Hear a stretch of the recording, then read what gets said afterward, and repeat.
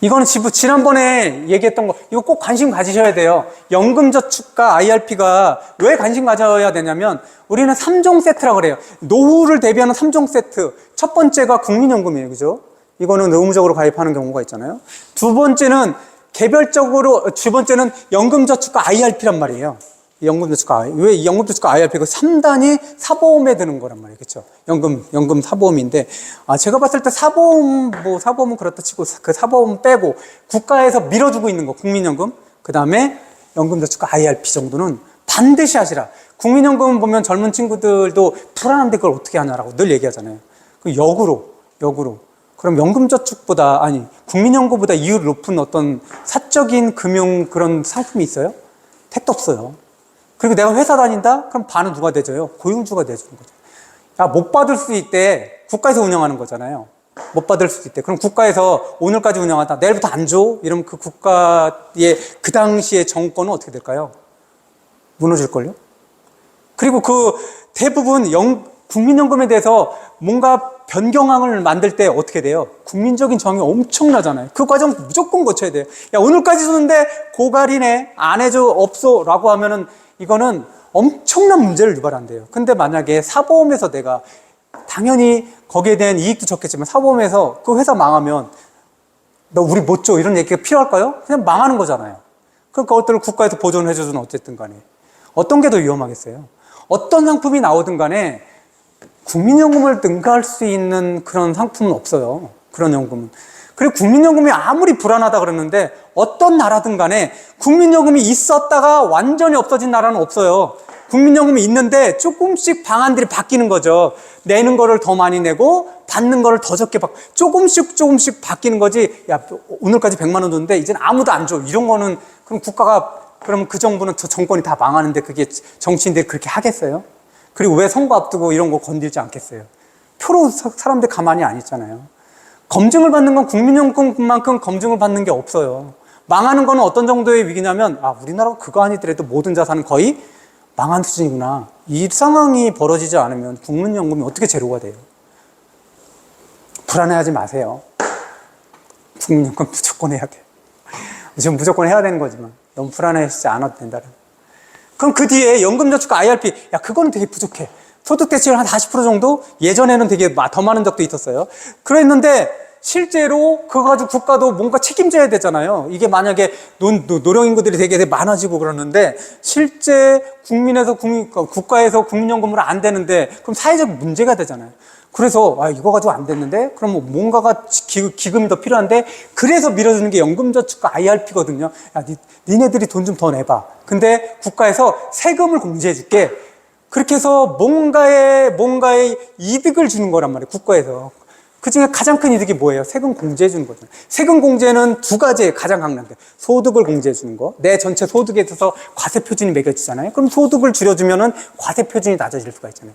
두 번째는 세액을 공제해 주는 거예요. 내가 세금 100만 원 나왔어요. 그 세금에서 10% 공제해 줄게. 그러면 10만 원을 그냥 세금에서 공제. 이 두 가지예요. 근데 표면적으로 내 피부에 와닿는 건 어떤 거예요? 소득 공제보다는 세액 공제가 훨씬 더 내 피부에 와닿는다. 이거는 세액 공제해 준다는 거죠. 세액 공제. 15.6%, 16.5%, 이런 정도, 13.2% 이렇게 해준다라는 거죠. 소득에 따라 다르지만, 일반적으로 내가 세금 100만 원 내, 그럼 거기서 16.5% 또는 13.2% 이렇게 세액공제를 해준다는 거예요. 연금저축과 IRP 관해서 많이 들어봤지만, 실제로는 좋다고 해. 근데 어떻게 가입하는 거지? 이것도 그럼 거기서 뭐를 운영하는 거야? 근데 받을 때 됐더니 어떻게 이거를 받지? 라는 부분에 대해서. 중간에 내가 돈이 필요하면 얘네 연금저축과 IRP를 해지하고 내가 받아야 되나? 전혀 모르잖아요. 그러니까 구체적으로 좋은 거는 아는데 구체적인 방안들을 몰라서 그 부분을 지난 시간에 질문도 했기에 이 부분을 다시 한번 말씀드리겠습니다. 이런 부분들은 제가 중간중간에 계속 얘기 드릴 거예요. 그게 그 가정의 행복에도 되게 중요한 부분이거든요. 연금 이런 부분들은. 올해 1월 14일자 기사예요. 환경 코리아 마켓에서 나왔던 그런 기사인데 140만 원 돌려받자 젊은 층 예금 깨고 IRP. 이게 매년 돌려받을 수 있는 거예요. 매년. 그렇죠? 젊은 층에서 내가 세금에서 140만 원을 현금으로 돌려받는다라는 거죠. 직장에 다니면 저 정도 다 받을 때 있잖아요. 그죠? 그러니까 이런 부분들을 돌려받으면 이거 그러면 16.5% 되는 금융 상품이 있어요? 만약에 16.5%가 아니라 10% 금융상품만 있어도 저축은행에서 이런 농협이나 이랬으면 거기 나래비리 줄 걸요. 1년만 있어도 이건 1년이 아니에요. 계속 가입하는 그때 계속 준다라는 거예요. 역으로. 어떻게 해요? 세금 낼 돈에서 그만큼을 돌려준다는, 돈으로 돌려주는 거예요. 내가 세금을 100만 원 내야 되는데 거기서 16.5% 돌려준다는, 13.2% 돌려준다라는 거예요. 현금이랑 똑같다. 언제나 1월 1일부터 12월 31일 언제 넣어도 돼요. 내가 25년에 12월 31일 날, 12월 30일 그렇게 늦지 마시고 12월 달에 넣으시면 그게 세액공제가 되는 거예요. 그렇죠?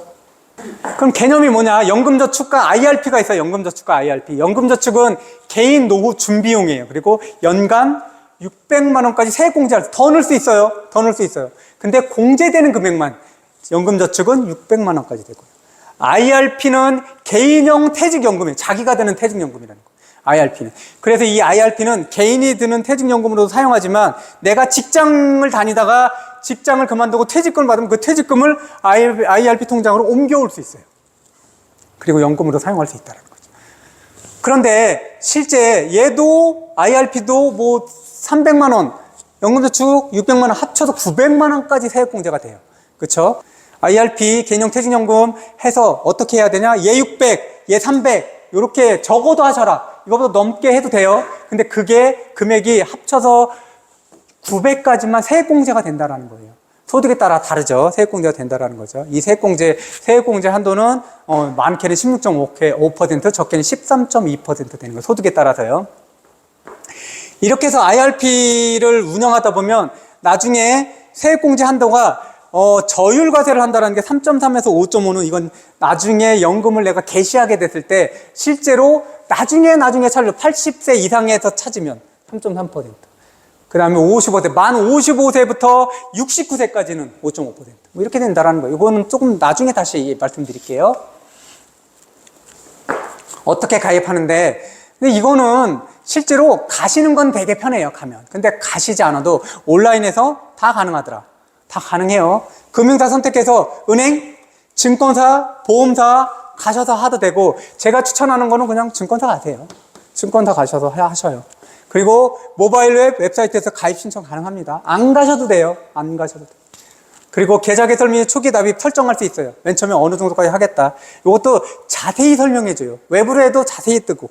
그리고 투자 상품 선택하는 거는 예금도 있을 수 있어요. 예금. 예적금이라고 한다면 우리가 보게 되면 기간이 정해져 있다라는 거. 나는 여기서 주식을 투자하는 거? 나는 잘 몰라. 그리고 위험하다 생각해? 그럼 예금하세요, 예금. 그리고 펀드도 돼요, 펀드. 그 다음에 ETF, 제가 말씀한 S&P 500 ETF, 뭐 여러 가지 ETF는 되게 많아요. 채권, 나는 그거 말고 그냥 국채가 망하지 않잖아? 또는 금융채, 이렇게 은행이 망하겠어? 뭐 이런 거 사서 나는 이자만 받을래? 뭐 이렇게 생각하면 되는데, 채권은, 이 채권의 ETF는 그냥 그냥 주식이라고 생각하면 돼요. 만기가 없다고 생각하면 10년 채권 ETF다 그러면 10년 있다가 가지고 있으면 내가 원금이 돌아오냐? 아니에요. 그냥 채권은 원래는 일반적인 채권들은 만기가 되면 내가 원금을 돌려받지만 채권 ETF는 그렇지 않다. 그냥 주식이랑 똑같다 라는 정도만 알고 계시면 돼요. 나중에 늘 반복이 되는 거니까 지금 어려워도 상관이 없어요. 몰라도. 한 1년 지나니까 나중에 아시더라고요. 그죠? 1년 지나.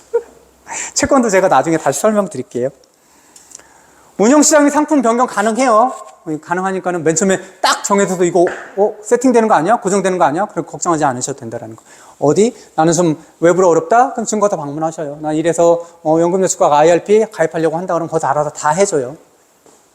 연금저축 IRP 운영 방법이에요. 아까도 얘기했지만 예금펀드, ETF, 리츠 등 리츠 같은 경우는 부동산인 거죠. 특수목적 부동산 가지고 수익을 내면 그 수익을 나눠 갖는 게 리츠고, ETF 잘 모르겠다 그냥 나는 다 모르겠는데 그럼 S&P 500 ETF 뭐 여러 가지 ETF도 여러 가지 운영사들이 있어요. 삼성도 운영하고 그다음 미래에셋도 운영하고 그래요. 그리고 포트폴리오 구성 및 두 가지 개념은 자산에서 주식이든 채권이든, 주식은 위험성 자산이라고 얘기하잖아요. 채권은 안전자산이라고 그래도 얘기하는 거예요. 그죠? 왜냐하면 원금을 보장받으니까. 그리고 예금도 안전자산이겠죠. 그죠? 그러면 포트폴리오는 뭐냐면 위험자산과 안전자산을 이렇게 어느 정도 가지고 다니는 게 포트폴리오예요. 주식만 다 가지고 있는 게 아니라 나는 주식이 위험할 수도 있지만 수익률은 좀 높아. 근데 이것들을 좀 안전자산인지 뭔가 커버를 해주었으면 좋겠어. 그럼 나는 10년물 국채를 가져야지. 이게 포트폴리오의 개념이라면 포트폴리오가 카카오 샀으니까 네이버도 사고 현대차 사고 이게 포트폴리오가 아니에요. 그렇죠? 그런 거는 포트폴리오가 아니고 나는 여러 가지 주식을 샀는데 이건 포트폴리오가 아니라는 거야. 안전자산, 내가 봤을 때는 위험자산이 있으면 안전자산입니다. 주식과 채권이 있으면 나는 부동산을 갖고 이런 게 포트폴리오라면 그 리밸런싱이 뭐냐면 이런 것들이 있어요. 내가 채권이 있고 주식이 있어요. 10억, 10억씩 있어요. 10억, 10억. 주식 10억, 채권 10억이 있었어요. 주식이 15억이 됐어요. 그럼 채권은 그대로 있어요. 그러면 이 5억에서 2억 5천을 덜어서 채권으로 2억 5천을 가면 12억 5천, 12억 5천 이렇게 된다. 그렇죠. 그렇게 해서 그걸 맞추는 것을 리밸런싱이라고 합니다. 이게 그리고 높게 올라간 게 있고 떨어지게 되면 높게 올라간 거에서 떨어진 거를 사는 게 리밸런싱이에요. 밸런싱, 균형을 다시 조정하는 거죠. 그 정도 개념을 가지고 계시면 되고 투자 성향에 맞춰 상품 선택하는데 다른 거 하지 마시고 그냥 ETF 정도 하시면 될 것 같아요. 필요시 상품 변경 및 추가 납입 가능합니다. 연금 수령만 거 보실게요. 수령 두 개 다 연금저축과 IRP는 만 55세 이후 수령 가능합니다. 근데 기준이 있어요. 기준. 이 기준은 뭐냐면은 5년 가입 기간이 지나야 돼요. 만 55세이고 5년 가입 기간이 지나야 되는데 예외 조항이 있어요. 예외 조항. IRP 같은 경우는 실제로 내가 퇴직했어. 퇴직금이 넘어왔어요. 그러면 그 퇴직금에 한해서는 바로 받을 수 있어요. 그래서 첫 번째 두 가지 조건을 갖춰야 된다. 만 55세 이후여야 되고 또 그 다음에 5년 이상 내가 가입 기간을 가져야 된다. 수령 방식은 굉장히 많아요. 정액 수령, 매월 수령하는 것도 돼요. 또는 매년 일정액으로 받을 수 있어요. 또는 정률 수령, 내가 1억이 있어. 거기서 1%씩 받을 거야. 뭐 이런 것들처럼 이렇게 잔액의 일정 비율을 받는다. 기간을 지정할 수 있어요. 나는 10년 동안, 나는 20년 동안 죽을 때까지. 뭐 이렇게 다 나눌 수 있어요. 죽을 때 기간이 늘어날수록 받는 금액은 줄어들게 되죠. 근데 중간에 기본적으로 몇 년은 지켜줘야 되냐? 10년은 지켜줘야 돼요. 연금에 대해 취지에 맞는 게 그 10년이 기준이라는 거예요. 10년 이상. 10년이 넘어가게 되면 다른 기타 내가 받았던 세액공제라든지 이런 것들에 대해서 토해내는 것이 없다라는 거죠. 그리고 혼합해서 할 수 있다라는 거. 그리고 금융기관과 협의해서 나가면 어떻게 할 것인지, 실제로 뭐 매월 받을 것인지, 매년 받을 것인지, 그 수령 방식을 정액으로 할 건지, 정률로 할 것인지를 할 수 있다라는 거죠. 그러니까 미리 한번 그런 것들을 살펴보고 가셔서 이야기하시라는 거죠. 연금 수령 시 저율관세에 적용되는 거. 아까도 말씀드렸지만 55세부터 받아가지고 나중에 70세가 넘어가고 80세가 넘어가면 그때는 그것들을 받을 때 제가 저희가 받은 금액 중에서 실제로 세금 혜택들 본 것들 있잖아요. 수익 운영비 본 것들 있잖아요. 그런 것들이 세금 감면이 된다는 거지. 그리고 세금을 내는 기간이 수익이 생긴 그 기간이 아니라 나중에 연금을 받는 그 시기로 이연이 되는 것들 있죠. 그러면서 거기서 한번 이익이 생기고 또 세금 받는 것들도 실제로 줄어들더라. 그리고 다음 보면 중도인출 할 수도 있잖아요. 중도인출. 근데 이 생각을 하셔야 돼요. 중도인출은 IRP는 안 된다라고 생각하시면 되게 편해요. 있어요. 조항은 있는데 IRP는 어렵구나. 연금저축이 그래도 그나마 좀 쉽구나 라고 생각한다면 좀 전에 얘기했듯이 연금저축 세액공제 받을 수 있는 한도가 600이라고 그랬잖아요. IRP랑 합쳐서 900이라고 그랬잖아요. 그러면 내가 중간에 어떻게 될지 모르니까 실제 연금저축 600, IRP 300 정도로 구성하면 돼요. 더 넣는 거에 상관없어요. 더 넣는 거. 왜냐하면 나중에 현금이 중간에 필요하면 연금저축은 해지가 조금 쉽지만 IRP는 거의 불가능하더라 이렇게 생각하면 되십니다. IRP도 받을 수 있는 방법은 있어요. 중도인출 일부 가능해요. 중도인출 되게 되면 뭐가 있냐면 내가 세액공제에 대한 것들은 다시 토해내야 돼요. 세액공제 때. 근데 세액공제 부분이 아니라 세액공제 600만 원에 대해서 또는 900만 원 받았는데 그 뒤에 부분이 있잖아요. 나는 900만 원이 아니라 1200만 원 정도를 매년 넣었어. 그러면 300만 원은 세액공제 안 받았잖아요. 그거를 받는 거는 실제로 비과세예요. 그렇죠. 그런 것들. 남는 거는. 근데 900만 원에 대해서 세액공제 받은 것들 이런 것들은 세금을 다시 토해내야 됩니다. 세금 토해낼 때는 더 토해내더라. 조금 많이 페널티가 아니라 조금 더. 퇴직금 IRP 이전 시 세금 이연 효과가 있다고 그랬죠. 내가 퇴직금을 받았어요. 내가 퇴직금을 1억을 받아요. 그 1억을 퇴직금을 받아서 정산하게 되면 그 퇴직금에 대해서 세금이 있잖아요. 퇴직금에 대한 세금인데 이거를 IRP로 옮겨오면 기본적으로 그 퇴직금을 10년 후에 연금으로 들어가게 되면 10년까지는 30% 세금 공제가 돼요. 이연된 퇴직금이. 그 다음에 10년이 넘어가면 40%가 세금이 공제돼요. 내가 1억을 받았어요. 1억을 받으면 거기서 내가 세금으로 1,000만 원 정도 낸다고 쳐요. 그렇게까지는 안 내지만 1,000만 원까지 내면 그 1,000만 원 낼 세금을 그 이연시킨 그 퇴직금을 내가 IRP로 가져와서 10년 정도까지 중간에 받으면 이렇게 연장해서 받으면 30% 감면이고 10년이 넘어가면 40% 다시 감면이에요. 그러니까 옮겨와서 늦게 그 퇴직금을 쓰면 세금이 다시 또 공제가 되더라라는 것들을 이해하시면 될 것 같아요. 10년까지는 30%, 10년 넘으면 40% 공제라고 그렇게 생각하시면 됩니다. 이렇게 얘기해도 바로바로 눈에 들어오지 않으셔요. 앞으로 계속 모르시면 질문하시고 모든 것들이 그렇지만 이 설명할 때는 알 것 같지만 지나면 또 잊어먹잖아요. 그러니까 한 10번 듣는다라고 생각하시면 돼요. 10번 정도 듣는다. 계속 나올 거니까. 연금저축 현금 인출 방법은 필요할 때 언제든 중도 인출이 가능하지만 세액공제 혜택을 다시 토해내야 된다. 뭐 이런 생각들을 가지시면 되고 연금저축 그래도 자유로워요. 근데 IRP 같은 경우는 자유롭지 않더라. 중도해지 시 기존 받은 세액공제 변환하고 연금저축 펀드는 운용수익에도 당연히 연금 펀드로 수익을 냈어요. 그것도 중도해지게 되면 그거는 그 부분에 대해서 세금이 과세될 수 있다는 거죠. 그것으로 이득을 냈던 거. 중도해지는 그렇게 실질적으로 세금에 대한 것들을 그냥 반환한다 이렇게 생각하면 돼요. 근데 IRP는 어떠냐? IRP는 원칙적으로 중도 인출이 왜냐하면 이거는 연금의 성격이 되게 강하잖아요. 그러니까는 원칙적으로 불가하다라는 생각을 가지시고 가능한 사유는 어떤 거냐면 잘 보세요. 무주택자가 본인 명의로 주택을 구입해야 돼요. 무주택자가. 그때 또는 전세자금으로 사용할 때 이때는 IRP도 깰 수 있어요. 이때도 IRP는 깰 수 있다는 거. 이때는 가능하지만 실제로 이것도 세금은 토해내야 돼요. 그렇죠? 실제 이거는 천재지변에 해당하는 사유가 아니면 IRP는 깨는 게 어렵구나라고 생각하시면 돼요. 그래서 제가 말씀드린 그 연금저축은 60%, IRP는 30% 이렇게 해서 900만 원을 채운다면 더 넣을 수 있지만 또 하나는 본인 배우자 부양가족이 6개월 이상 장기 요양을 할 때 이때는 IRP도 깰 수 있더라. 다들 보면 이거 되게 어려운 상황에서는 가능하구나 라는 것들을 알 수 있죠. 파산, 개인회생, 천재지변 등 재난가입자의 사망 또는 해외 이주예요. 그러니까 다 상황들이 되게 안 좋고 이거는 쯧쯧쯧 이런 상황이 되잖아요. 그럴 때만 IRP는 깰 수 있다. 근데 연금저축은 대부분 깨지만 뭐를 생각해야 되냐면 여태까지 받던 세금 혜택은 그냥 다시 돌려줘야 되는구나 이렇게 생각하시면 돼요. 연금저축은 중도 해지가 가능하지만 내가 받았던 세금 혜택은 다 돌려줘야 된다라고 생각하시면 되고 IRP는 그냥 중도 해지 어렵구나. 만약에 중도 해지가 된다라는 거는 쯧쯧쯧이네 이렇게 생각하시면 돼요. 세금은 당연히 토해내야 되고. 그리고 연금저축은 IRP 둘 다 똑같이 만 55세 이상 가입 후 5년 이상이 경과했을 때 사실 수령할 수가 있어요. 자연 수령할 때, 연금으로 수령할 때는.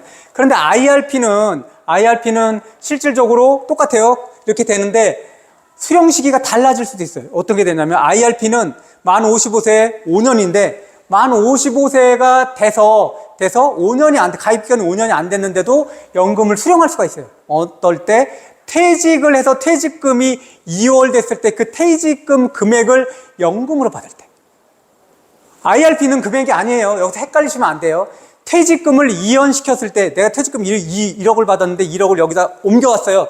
그 1억을 연금으로 받을 때 그때는 5년이 가입되지 않아서 가입 기간이 5년이 되지 않아도 연금으로 수령 가능하다라는 거예요. 퇴직금이 이연되지 않았을 때는 5년 안 되는 거예요. 그건 중도인출하고 똑같은 거예요. 그때만 조금 유예 조건을 둔 거예요. 퇴직했으니까는 연금 필요하겠네. 그래서 퇴직금에 한해서는 연금으로 주는 거예요. 그래서 아까 얘기했던 만 55세 이후 일정 금액씩 연금으로 수령하면 퇴직소득세의 10년까지 10년. 소득세 70% 수준 그리고 연금 수령이 이거는 1년에 10년까지예요. 근데 11년 차 이후에는 60%로 아까 얘기했던 거예요. 1년에서 11년까지는 퇴직금이 2월 되면 거기에서 30%를 감해주는 거예요. 퇴직금 받으면 세금 내잖아요. 그쵸? 그것도 소득으로 모으기 때문에. 퇴직소득세를 낸단 말이에요. 퇴직소득세가 1,000만 원인데 거기서 30% 깎아주겠다는 거예요. 1년에서 10년까지는. 근데 11년 차부터는 40% 깎아주겠다는 거죠. 그럼 내가 퇴직금을 1년 받았어요. 1년 받았는데 실제로 내가 깎아 1년부터 10년까지는 30%, 그 다음에 11년 차부터는 40% 이렇게 된다라는 거고. 마지막으로 그럼 과세표준 어떻게 정하는지 볼게요. 과세표준은 암기하지 않아도 돼요. 과세표준 산정, 퇴직금을 받았잖아요. 퇴직금을 받으면 퇴직소득 금액이 있잖아요. 그 퇴직소득 금액에서 퇴직소득 공제를 빼요. 퇴직소득 공제. 퇴직소득 공제는 여러 가지가 있어요. 뭐 1년부터 5년까지, 뭐 5년부터 10년까지인데 대부분 이 정도에 해당돼서 이 두 가지만 보여드리는 거예요. 퇴직소득 공제에 대한 부분. 거기다가 나누기 근속연수 하면 돼요. 근속연수. 내가 10년인지 20년인지. 그렇게 하면 연평균 과세표준이라는 게 만들어지잖아요. 우리가 종합소득세 낼 때도 과세표준이라는 게 있잖아요. 1200만 원까지 뭐 8800만 원에서 뭐 1억 5천가 이런 거 있죠. 그런 게 과세표준이에요. 거기에 나와 있는 게. 그 과세표준을 산출하는 건데 10년 초과 20년 이하에서는 1500만 원 더하기 250만 원 곱하기 근속연수 빼기 10년. 암기할 필요가 없고 아 저렇게 되는구나. 이게 뭐냐고요? 퇴직소득 공제액이에요. 내가 퇴직소득 금액에서 이렇게 퇴직소득 공제액을 빼서 근속연수로 나누면 실제로 이게 연평균 과세표준이 되더라. 암기할 필요 없고 넘어갈게. 이렇게 해서 과세표준이 정해지면 이거 기억나시죠 이거? 이것도 이 밑에도 쭉 있어요. 있는데 대부분은 그 퇴직금이 그렇게 뭐 5억 10억씩 되지 않잖아요. 퇴직금이 요 범위에 있을 거라는 거죠. 퇴직금이 내가 봤을 때 앞에서 봤을 때 퇴직금이 이렇게 해가지고 계산했을 때 나오는 퇴직 금액이 과세표준이 되고 그 과세표준 찍으셔요? 과세표준이 어디에 해당되냐? 대부분 어디에 여기나 여기겠죠? 여기나 여기. 그럼 과세표준이 여기다가 되면 어떻게 되냐면 내가 1억을 받았어요. 그러면 세금을 어떻게 얼마나 뗀다고? 2,400만 원 떼요. 거기다 다시 이게 돌려주는 거죠. 522만 원 돌려주는 거예요. 왜 이렇게 돌려주냐면 이게 중복 계산이 됐기 때문에 그래요. 중복 계산이 되기 때문에 중복된 걸 빼주는 거예요. 무슨 혜택 주는 게 아니에요. 계산이 중복돼 있기 때문에 그 중복된 금액만큼 빼주는 게 돌려주는 금액이 요거예요. 그래서 24%를 빼고 거기서 520만 돌려준다. 뭐 이렇게 계산하시면 돼요. 그러면 실제로 여기에 해당된다. 그럼 내가 1억이다. 그러면 세금 얼마라고요? 과세표준 정해진 세금 중에서 그러면 2,400만 원을 공제해준다. 뺀다. 세금으로. 그게 내가 1억을 퇴직금으로 받았다. 그럼 2,400만 원 뗀다라는 게 아니에요. 여기서 퇴직소득 금액에서 퇴직소득 공제를 해준단 말이에요. 이걸 하고 그거를 근속연수로 나눈단 말이에요. 그러니까 일반적으로 우리가 집을 팔아서 양도소득세처럼 그렇게 해서 계산되는 게 아니라 소득 금액에서 퇴직소득 공제를 빼주고 거기에서 근속연수를 나눠주기 때문에 실질적으로 퇴직금이 1억이면 실제 과세표준 금액은 1억보다 훨씬 낮아진다는 거예요. 그 개념만 이해하시면 돼요. 아 1억이니까 거기서 24%를 제한단 말이에요. 이게 아니에요. 실제 퇴직 금액은 더 줄어들더라. 이 공제를 하고 또 나눠주고 그러기 때문에. 그래서 퇴직금 받아가지고 공제하는, 세금 내는 거는 실제 종합소득세처럼 많지는 않아요. 근데 그 많지도 않은 금액에서 세금에서 또 IRP로 연장하게 되면 1년부터 10년까지 30% 더 공제, 11년부터는 40% 공제, 이렇게 된다는 거예요. 그럼 내가 퇴직연금을 받았을 때 무조건 IRP로 옮기는 게 당연히 이득이겠죠. 무조건 옮기면. 왜냐면 세금 30%더 공제시켜주는 거잖아요. 무조건 옮기시라, 무조건. 근데 연금을 받아야 돼요, 그걸. 일시금 찾지 마시고. 그래서 실질적으로 연금저축 플러스 IRP가 1,500만, 근데 이렇게 해서 저희가 연금 소득을 받는다 그러면 연금저축 플러스 IRP가 1,500만 원이에요. 그러면 월 어떻게 되는 거예요? 100만 원이 넘잖아요. 100만 원이 넘어서 1,500만 원이 넘으면 사람들이 무서워하는 게 뭐예요? 종합과세로 들어간대요. 종합과세로 들어가면 내가 다른 근로소득이라든지 다른 여타의 월세를 받는다든지 이거 다 합치는 거잖아요. 그래서 종합과세가 들어가면 뭐가 높아져요? 종합과세 표준이 높아져요. 표준이 높으면 세금이 높아지는 거잖아요. 그러니까 대부분 종합과세에 포함되는 거야? 그러면 되게 불리한 거잖아요. 그러면 야 분리로 해주면 안 돼? 그거 따로 해주면 안 돼? 이렇게 하잖아요. 그게 언제 얼마까지 되냐? 연금저축 플러스 IRP가 1,500만 원 이하일 때까지입니다. 1,500만 원 이하일 때 그것도 사실 계산을 하세요. 1,500만 원이 넘어가지고 종합과세 돼가지고 종합과세 과세표준 하나가 올렸다? 그러면 연금저축과 IRP 조정을 내시. 그렇죠. 과세표준 올리는 것보다 이 정도. 그럼 실제로 연금을 개시할 때는 다 비대면이에요. 이건 외부로 안 돼요. 직접 가셔요. 그리고 설계하는데 계획을 가지고 가시지 않으면 그분들이 시키는 대로 다 한단 말이에요. 그래서 대부분은 생각도 안 했던 무슨 금융상품들 달고 오시고 막 그런단 말이에요. 그러지 마시라는 거예요.